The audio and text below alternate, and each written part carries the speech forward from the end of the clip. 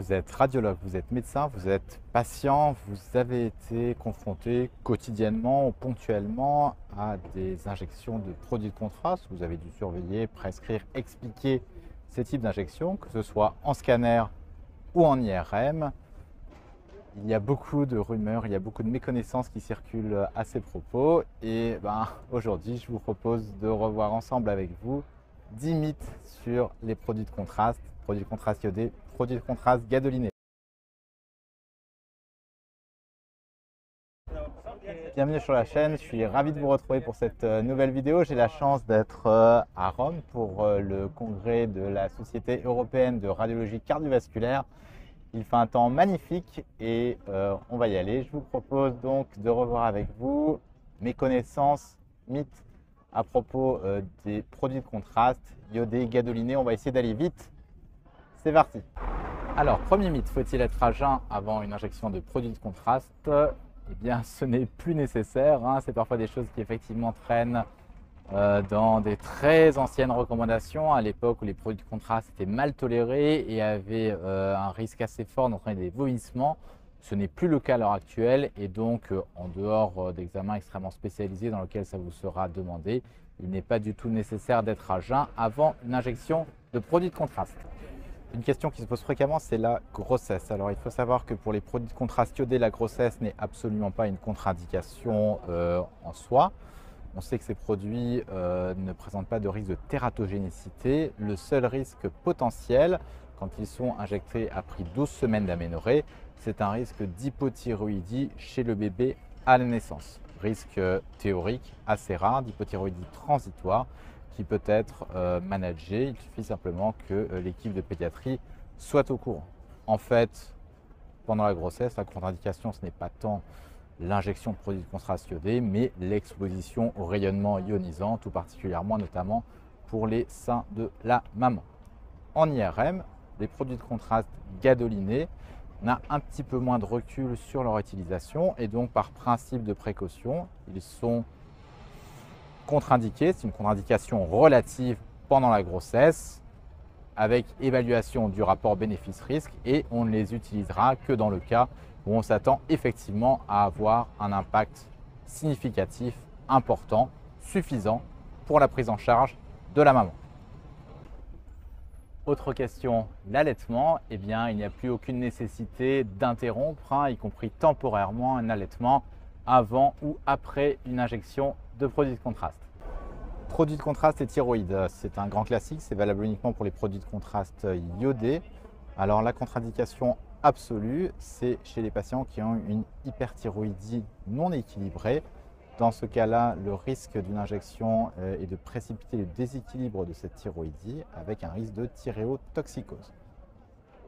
Les contre-indications relatives chez les patients avec des antécédents de thyroïdite ou de basse dos pour lesquels l'injection de produits de contraste iodés peut éventuellement, c'est très rare mais c'est potentiellement faisable, peut éventuellement être à l'origine d'une dysthyroïdie transitoire. Chez ces patients-là, peut se discuter la réalisation d'une TSH 3 à 7 jours après l'examen afin de vérifier que tout s'est bien passé, mais là encore, ce n'est pas du tout quelque chose de systématique.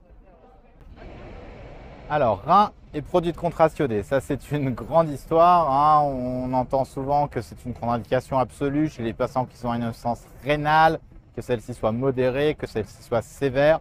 Ce n'est pas du tout le cas, ce n'est pas une contre-indication absolue, c'est une précaution d'emploi. Il faut donc chez ces patients-là peser le rapport bénéfice-risque et décider en fonction si on injecte ou pas un produit de contraste iodé. Alors comment est-ce qu'on pèse le rapport bénéfice-risque? Le bénéfice, c'est le bénéfice de l'examen. Le risque, il faut le connaître. Quel est le risque des néphropathies associées aux produits de contraste iodé?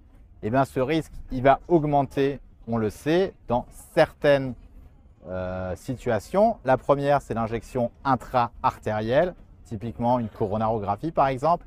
Clairement, ça, c'est un geste à risque. L'injection intraveineuse chez les patients avec une clairance de la créatinine qui est inférieure à 30 ml par mètre carré. Les injections répétées de produits de contraste iodés ou alors les patients qui sont en insuffisance rénale aiguë. Donc, parmi ces différentes situations, la seule que l'on peut, on va dire, dépister en routine, c'est l'insuffisance rénale chronique avec clairance inférieure à 30. La question, c'est quand est-ce qu'on la dépiste? Alors, on sait maintenant que ce n'est pas nécessaire de le faire de manière systématique pour tous les patients, mais seulement de manière ciblée. Les recommandations du CIRTACI, donc de la Société française de radiologie, sont de le faire pour les patients qui ont une pathologie rénale chronique, des antécédents d'IRA, des antécédents évidemment d'insuffisance rénale chronique, des patients qui ont eu une néphrectomie, une protéinurie par exemple, de le faire s'il y a des facteurs de risque de pathologie rénale, HTA, diabète, c'est assez large, on le voit, mais ça ne concerne pas l'ensemble, systématiquement 100% des patients. L'idée, c'est de cibler, d'identifier les patients à risque et c'est chez patients à risque, discuter est-ce qu'on peut ou est-ce qu'on ne peut pas injecter le produit de contraste iodé. Et pour les patients dialysés, pour les produits de contraste iodé, il n'y a pas de précaution particulière, simplement éviter le risque de surcharge hydrique puisqu'on va injecter une quantité de produits de contraste plus ou moins du sérum physiologique qui peut être significative chez certains patients. Pour les produits de contraste gadolinés, il n'y a pas de précaution particulière. Certains recommandent la réalisation d'une dialyse spécifique après injection, mais ceci n'a pas eu d'avantage prouvé dans la littérature. Alors la metformine, ça aussi c'est des vieilleries qui traînent un petit peu partout. Les dernières recommandations sont claires. Il n'y a aucun intérêt pour le patient à arrêter avant, pendant ou après la metformine, 24 heures, 48 heures avant, 48 heures après. Ça n'est plus du tout recommandé. Au contraire, c'est même délétère pour le bon équilibre du diabète. La seule exception à cette règle, c'est si le patient est en insuffisance rénale chronique connue avec une clairance inférieure à 30. Dans ces cas-là, effectivement, on arrête la metformine pendant les 48 heures qui suivent l'injection de produits de contraste.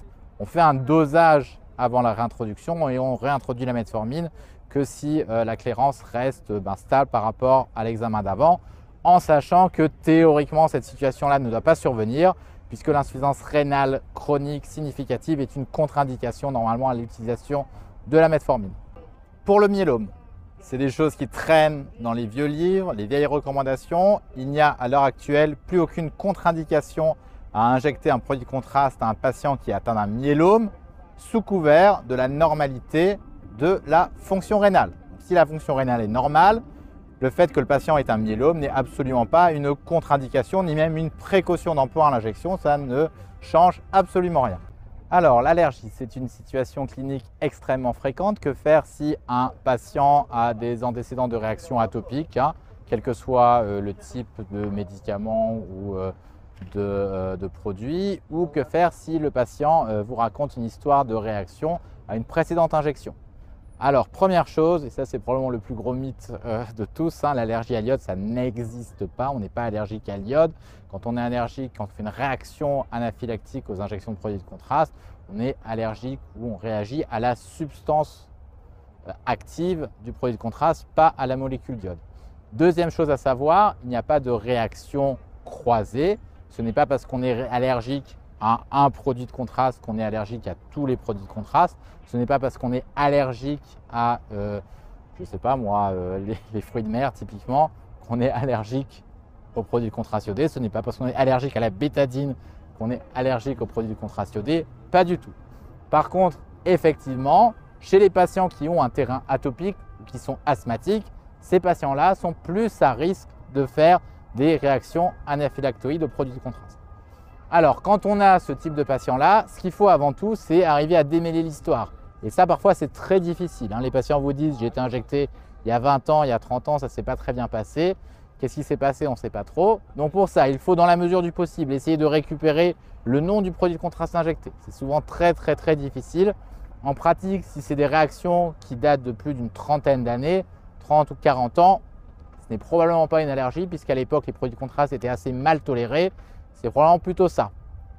À l'inverse, si l'injection est relativement récente, dans les 10-15 ans, vous essayez de récupérer le nom du produit de contraste. Vous essayez de voir avec le patient quelle réaction il a fait et s'il ne se rappelle de rien ou de pas grand-chose, vous lui demandez s'il a dû être hospitalisé. C'est un excellent critère de gravité s'il a dû être hospitalisé après son injection de produit de contraste.